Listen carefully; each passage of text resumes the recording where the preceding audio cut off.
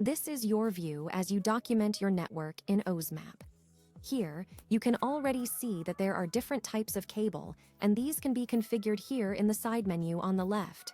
Here, under Cable Types, you'll be able to define how many looses and how many fibers a cable will have, and you'll be able to differentiate it by code, by color, and you'll also be able to specify how much attenuation this cable has per kilometer. This attenuation will also count in the power calculation. If you want to know more about this part of power, we have a video here on the channel. Here, we already have these cables, which are standards here in the software, and you can configure them whenever you want.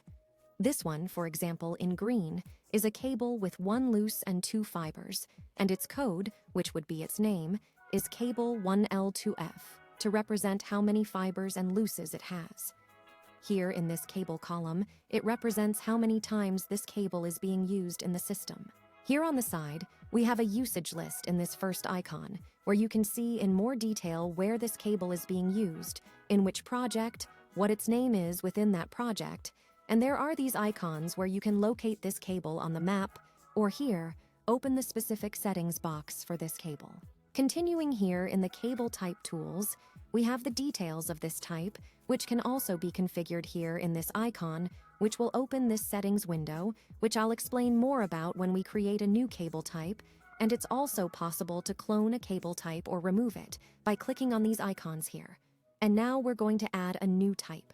You come down here in this little box under New Cable Type, and this settings window will open for you to set it up the way you want. The options in red are compulsory, the others are all optional. The code, which is the name by which you will identify this cable when you create it on your map. The brand and model, which are optional. The standard level, which we have configured here in the system as the primary, secondary, tertiary, and drop level, but which are also configurable levels in the system settings and which you can set according to your network. Here, continuing, we can put in the number of looses, the total number of fibers. You can see that, depending on the number of looses and fibers you set, the fibers per loose will be filled in automatically.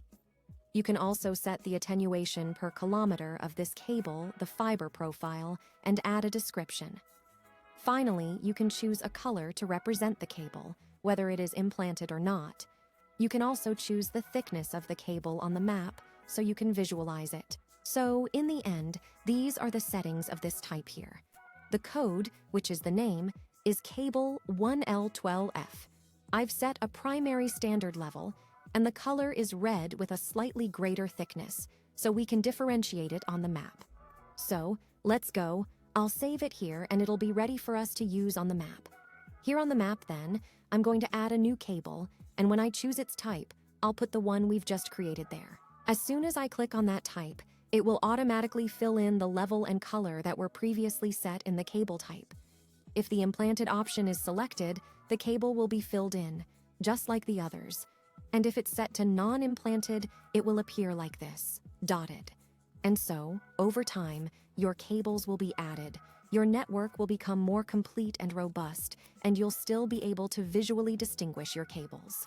Here on my map, I can already tell that these black cables are drop cables, while these green ones, regardless of whether they're filled in or dotted, are 1 loose, 2 fiber cables. This blue one, 1 loose and 6 fibers.